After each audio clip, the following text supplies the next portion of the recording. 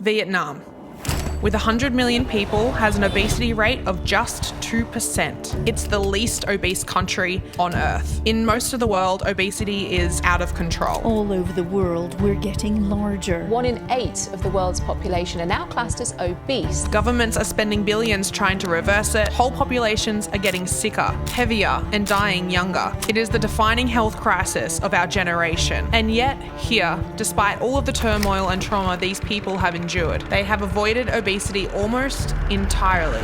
But fast forward to today, that's changing. Vietnam is now moving rapidly into that reality. In just over a decade, childhood obesity has more than tripled. In the cities, the average 10-year-old has a 60% chance of being overweight or obese. It has one of the fastest rising obesity rates on the planet. And at this pace, within just 2 generations, it could match Tonga as the most obese country on Earth. The leanest country in the world is eating itself to death, and almost nobody knows it's happening. So what's keeping Vietnam healthy? What changed? And can it be stopped before it's too late? I came here to find out. So I've just landed here in Saigon in Vietnam, the world's least obese country, and I can see it straight away. Everyone is really thin and really lean, but I'm also noticing that there is food everywhere. Vendors, stalls on the side of the road, people sitting down to eat. So I guess what I'm trying to understand is how a country that's so immersed in food remains one of the least obese in the world. So we are up super early this morning in Saigon to go and see sort of more of a traditional morning for the older generation here in Vietnam. Nice to meet you, Josie. Yes, how are you? My name is Ping. Nice to meet you. I'm good, except that I have to get up so early. Yeah, same. In any of Saigon's many districts, you'll find parks full of people the moment the sun comes up. So really early in the morning here, and there's so many people. Most of them from the older generation, I'm noticing, here exercising in this park. She said that 5 o'clock every morning, you have a lot of people here already. And has she been doing it her whole life? Mấy chục năm rồi. Ooh, many decades. I want to ask about your exercise. Đẹp quá, đẹp quá. Đẹp quá. It's like very beautiful. Oh, yeah. Do you love it? Yes, I love it. So I have muscle. Muscle. What is it? Tai Chi? Tai Chi. Yeah. Wow. I've got people running around me, and then over here they've got a exercise. It looks like a class, but I'm not sure if it's official. They're just dancing and getting some movement in, which is great. I love seeing that. For me, I always get my exercise in the gym, so it's really nice to see people doing different forms of movement with their bodies outside, and all of them saying that they love coming out so early. Did you know that Vietnam is known as the least obese country? Have to beautiful. You have to exercise. Just 2% of adults in Vietnam are obese. In the United States, it's around 40%, and compared to Tonga, the world's most obese nation, it's closer to 75%. By that measure, this is one of the leanest countries on Earth. But look at the children, and the picture is falling apart. Do you think that younger people are coming to exercise like you? There's some, but not many. Not many. In Vietnam's biggest city, almost 60% of school kids are now overweight, almost 6 in 10. A generation ago, this barely existed. It has more than doubled in a decade. They're putting on weight faster than almost anywhere else in the world. Young people prefer the fried chicken. A long time ago, very organic, no chemicals. Now, too much chemicals added. The adults are still thin. The grandparents are still thin. It's only the children. We have 6 grandchildren. They prefer spaghetti, beef, more westernized food. And if it keeps climbing the way it has been, the leanest country on Earth could, in just 2 generations, catch the heaviest. Tonga. One thing I am noticing here is that this is a very different vibe to Tonga, where we went, which was the world's most obese country. Here, everything is busy, everyone's running, and both places are really hot. Vietnam is one of the thinnest countries in the world, and to understand why, you have to go back here. 1975. The war ends, Saigon falls, the South loses, and for millions of people here, life changes almost overnight. Families are sent to re-education camps, property is taken, businesses disappear, hundreds of thousands flee the country by boat. And then Vietnam enters this period where food isn't really something you choose, it's something you're allocated. Long lines, rice coupons, tiny portions, meat if you can get it. Broth, herbs, vegetables, anything that can make a small meal feel bigger. And that's the part I think we miss when we look at Vietnamese food today. We see fresh herbs, clear soups, small portions, not much meat, and we think healthy. But a lot of this wasn't designed to be healthy. It was designed to stretch, to fill people up, to survive. So being thin here wasn't a lifestyle, it was the shape of the economy. But then Vietnam changes again. Rationing ends, the country opens up, factories arrive, cities grow, money starts moving, and in one generation, Vietnam goes from food coupons to convenience stores. From rationing rice to ordering McDonald's on an app, which means the same country that spent decades adapting to scarcity is now having to adapt to abundance. And that's the real story here. Vietnam didn't become thin because it discovered some perfect diet. It became thin because for a very long time, there simply wasn't that much to eat. Now there is. And that might be the hardest adaptation yet. This is the oldest part of the city. In fact, this market, they don't even know what year it started. It's just always been here. Fresh food is still everywhere here. It's just that slowly it's becoming the harder option as convenience takes over. Sound familiar? Is this your like local store or? This area is actually where my mom and my aunt was born. This is their favorite market. Walking through the market here, there is so many fruits and vegetables. There's lots of greenery, lots of fruits. So I heard someone say that if it doesn't have vegetables, it's not Vietnamese food. Do you agree? That's true. Yeah. Our cuisine care about a balance between yin and yang. We must always have some vegetable. Thank So you have the banana inside. That's really good. How long have you been selling this? 10 years. 10 years. These days, do people buy more or less than before? Young kids love fried things. So would more of the young children buy something like this, or The street snacks, still many people eat the fried snacks like this. is it good for you? Delicious? Con có ăn chưa? Dạ, ăn rồi. Ngon không? I've seen enough to know that things are changing, but seeing it isn't the same as understanding it. I'm on the way to visit the leading obesity doctor in the city to learn about what's really happening here and the severity of it all. Hi, how are you? Nice to meet you. Sweaty. Sorry. Thank you so much. Yeah. We pleasure and honor. Thank you. So Vietnam is considered the country with the lowest obesity rates in the world. In your opinion, why is that? Thực ra cái câu trả lời rất là đơn giản, nằm trong cái lối sống và mâm cơm. Hồi đó thì làm gì có gà rán, hamburger, thức ăn nhanh thì chưa hề xâm chiếm tuổi thơ. Ông bà ta ngày xưa thì chủ yếu là lao động chân tay, và cơ thể như thế thì luôn luôn trong một cái trạng thái gọi là thế thì chúng ta đang đi lại đúng cái con đường mà nhiều quốc gia châu Á khác đã từng đi qua, và hệ lụy tất yếu sẽ là một cái làn sóng những cái bệnh lý mãn tính nguy hiểm bùng phát lên. Cái việc mà để cho trẻ và học lại cái cách sống của ông bà mình. So even according to healthcare professionals, the best way to see how Vietnam avoided obesity for so long is to look at how things were done before any of this change even started. I need my coffee, and we thought this would be a good opportunity to come to more of a local place. I just want to say this is one of the most authentic part of Saigon. Xin chào, hello. What are you drinking? What are you doing? Tea. Do you meet a lot Every morning. for a long time? For a year, every day. Wow. This is the oldest coffee shop in the city, run by the same family, serving the same drinks, using the same methods. You have to get the most popular one here is coffee with condensed milk. Only handsome man here. It's really good. Is this something that they've had in Vietnam for a long time, or That's traditional. that's traditional? Get to see the oldest coffee in Vietnam. Owners back here in the kitchen. So we're going to learn about how they make this like traditional sort of coffee. It's double coffee. Even triple coffee. Oh, Australia. Yeah, I was telling her you're from Australia. How do you say Vietnam? Vietnam. Oh.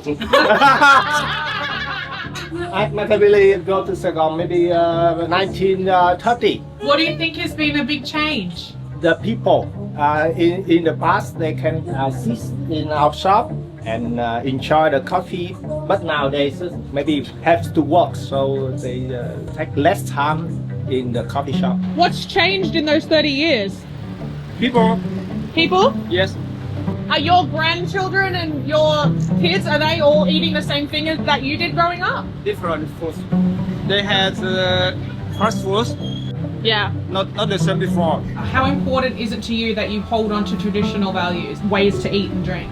This is like the culture of our shop. You can share the table. Customers, many from the many places, and can talk with each other better than we use the smartphone. And Actually talk to each other in real life, right? Yeah, Like in us. real life. You know, you have my favorite thing, coffee.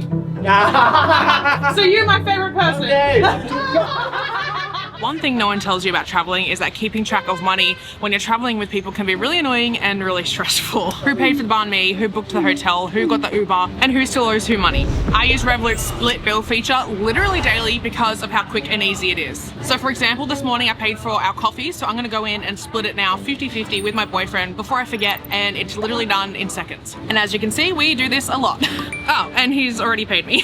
Speaking of money, Revolut is currently giving new users $40 when you sign up using my link in the description or by scanning the QR code on the screen right now. If you're traveling with friends and one person pays for dinner, flights, accommodation, whatever, you can split the payment in-app and sort it out straight away. Saves awkward conversations and it makes things way easier to keep even on holidays. Beyond the split bills and virtual cards, Revolut is just really practical and easy to use. You can exchange, hold and spend in over 25 currencies at competitive exchange rates and low fees. You can also send and receive money internationally across more than 140 countries. And if they're also a Revolut user, there's no fees and the money usually arrives in seconds. Revolut also has premium and metal plans with extra travel perks like discounted airport lounge access and other benefits like ClassPass and NordVPN worth up to $100 a month. But honestly, even the standard plan, which has no monthly fees, has been great for me. Revolut is a global financial app trusted by over 75 million people worldwide, including me. Get yourself $40 now by clicking the link in my description bar or scanning the QR code on the screen right now, and you'll get $40 as a new Revolut user.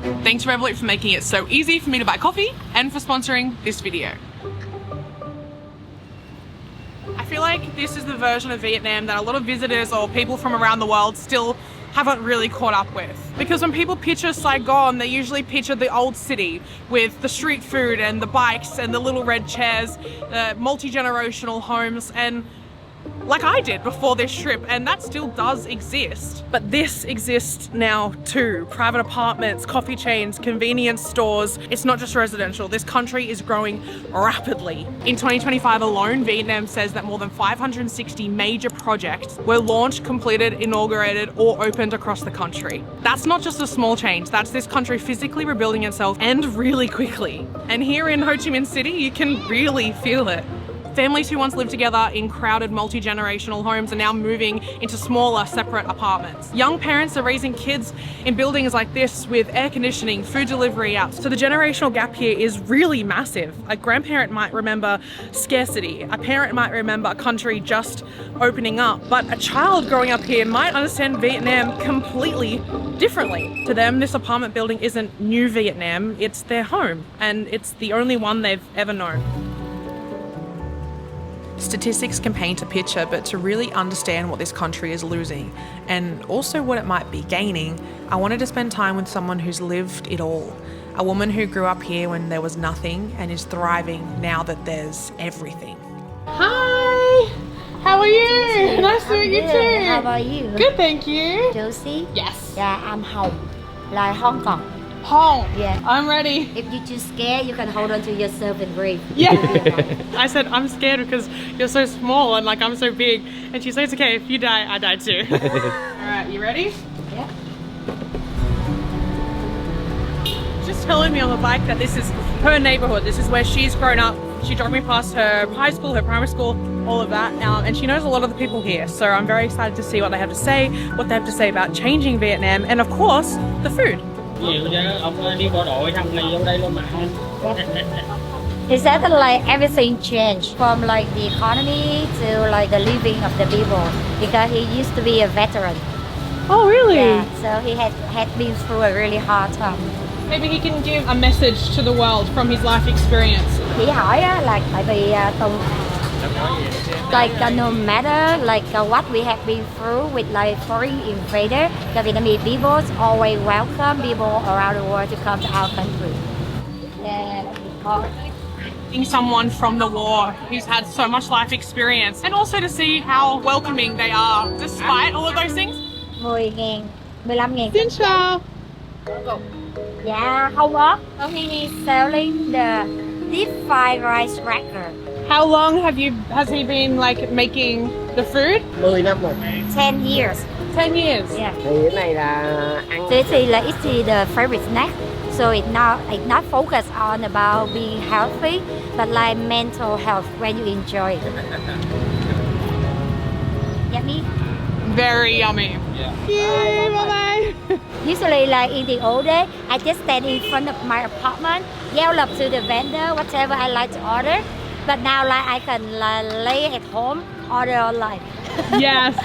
Texting them online, and they're gonna bring it for me. So that's more convenience, isn't it? It makes me like lazier. Yes.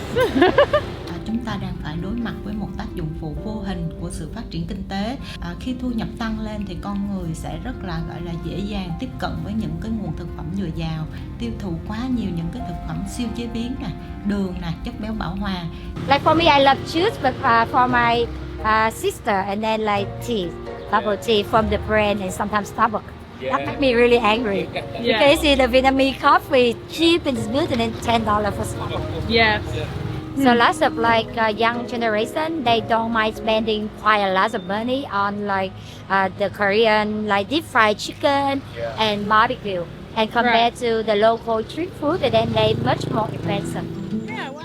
After seeing Hong's neighborhood and eating all of her favorite foods from her childhood from the same family vendors that sold it to her entire life, Hong worked her way out of this place by building Saigon's best and biggest and amazingly all-female food tour company. I think you should try it. Yes, let's do it. It's really good. So how long have they known you? Very long time as a baby. But still make sure she stays close to her roots. This is Hong's auntie. What did you think that she was going to be when she grew up? What did you think she would Lúc mà do? còn nhỏ, never ever think about it. Really? In my generation, a lot of like parents, they just wish their daughter find a good husband and be a traditional Vietnamese lady. So that's why she never thought about my career. You like doing your business and what you've done. Do you think that that was harder being a woman? Vietnam is a very like male-dominated country. Living here, I am so used to being looked down. So what makes me enjoy the most is to prove negative people wrong. Yeah. So that's my motivation. As it always does, all over the world, sharing a meal allowed us to open up to each other and really connect. Hong invited me to see her childhood apartment and meet more of her family. So the block we're about to enter is called Block F. I just want to clarify that you come here due to a big flavor for the resident here. Because like I grew up here, so I know the people here very well. We always have the feeling like no one wants to come and see how we live. What do you think living here, what was the hardest thing for you growing up? No privacy. No privacy? Everyone, they knows everything about yourself. When I was a teenager, whenever you was on your period, yeah. then it's so hard. Whenever you was in a bad mood and then like you wanted to cry out loud, you can't do. Yeah. So that's what like I will never forget. No elevators, no nothing, just stairs. And obviously the higher you go up, the more stairs you have to... Whoa! What was that? A wooden from the tree or something. Wow! Do you guys want to drink some milk tea? Yes! Different. I love milk tea! Yeah. Oh, so she's younger, so she wants the milk tea. So now I want you to look down the hallway and then tell me it's something different. There's tiles and then... Yes. Concrete? Yeah, right. It's very expensive, right? Yeah. We mostly just inherit from our ancestors and continue to pass to the next generation. So they always at least 3 to 5 families living together. They will have to install the tile to expand the living area of the apartment. You decide to hand dry our laundry and see everyone can see what you are drying, so there's no privacy at all. I had a terrible time growing up here as a teenage girl. I didn't even dare to like any man in the same neighbor because I feel it's so weird when they know like what I wear inside. Yeah, my Let's come inside. Thank you. So this is the house that you grew up in? Yes. Okay. Her Jackie Chan. A Jackie Chan! He does look like Jackie Chan! I told you. So like when I was younger, there was a time when up to 14 people all living here together at the same time. 14? Yeah. When my grandmother left, but she passed away in the pandemic already. Oh. And for my grandfather, he got suicide. So I have never met him. He was a general supporting the South after the Vietnam War, and then he was sent to the re-education camp. And then they told him that like he needed to be there for 3 years. However, they kept him for 30 years. Oh wow! And that is also why this apartment was built around 1968. It's a part of the history of this apartment. And that's also how we got this apartment as a compensation for what happened in the not offensive event in 1960. Coming here and seeing this building, does it almost feel like two different Vietnams, or? I have always had the feeling like they make Saigon into the little New York of Asia. You can have $1 meal, you can have $100 meal. Like a lot of people wonder where my family afford sleep. Because two family here, two family inside, kitchen and then toilet. So all our life we live in penthouse. So you see our president room. Oh, up there. So there no light, no electronic, no fan, nothing up there either. So you have to be very careful not to leave too late in the morning. Otherwise you could suffocate because there's no ventilation.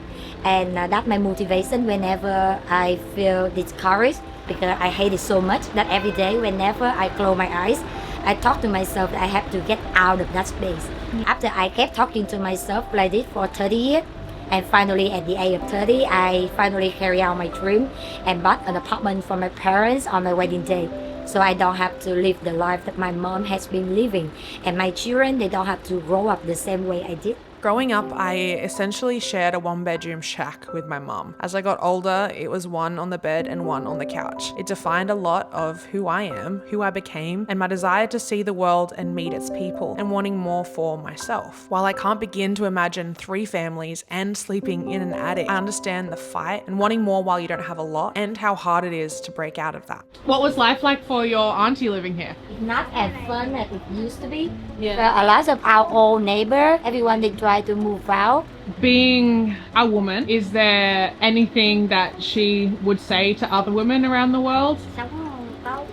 As a woman, we not only need to be healthy in our like physical, but also like in our mental. What's the body image like in Vietnam? People still want it towards slimmer. There's a huge pressure on Vietnamese women on losing weight and having a slim body. I have to be honest, in our country, it's very common for you to receive negative comments from friends, family, even like about your body. When you raise a child, a baby, the fatter the child is, the healthier, the more care that you put into that child. Mom gave birth to my sister. She was very tiny. Tried everything she could to make my sister gain more weight until the point that my sister was diagnosed obese. Thấy bé ăn nhiều, bé mập mạp thì nghĩ là bé đang khỏe, và như thế thì phụ huynh vẫn liên tục thỏa hiệp với những cái sở thích ăn uống mà. As we sat on the floor and shared stories, the same floor Hong sat on with so many of those who love her, I could start to feel what screens, apps, single-family apartments, and rapid change could lose. This is a real connection built so quickly with wonderful women of all generations, and it's not something I'll forget quickly. What do you think the future is like for Vietnam if it keeps progressing in obesity that way? How do you feel about that as well? If, we're able to let the convenience away and focus more on cooked food, like home cooked food and all the healthy things, I believe it's gonna be still healthy. Try it. Let's try this. So, you're gonna count. By my count! Okay, by my count! 1, 2, 3, no!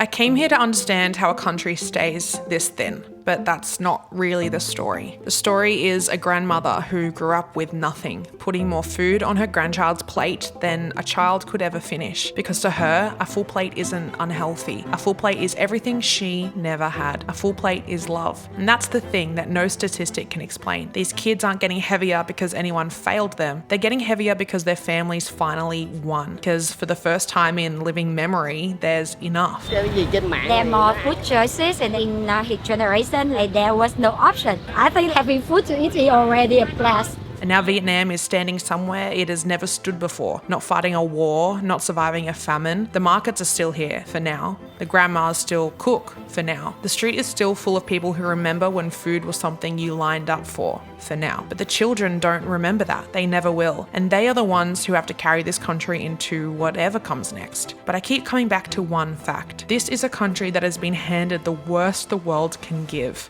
War, famine, loss, and every single time it found a way through. It adapted. It survived. It held on to itself. So I always talk to myself that when you cannot change the situation, you need to change your attitude toward it, and then you survive. Best thing about Vietnamese people are they're very easy to adapt. That's kind of life request.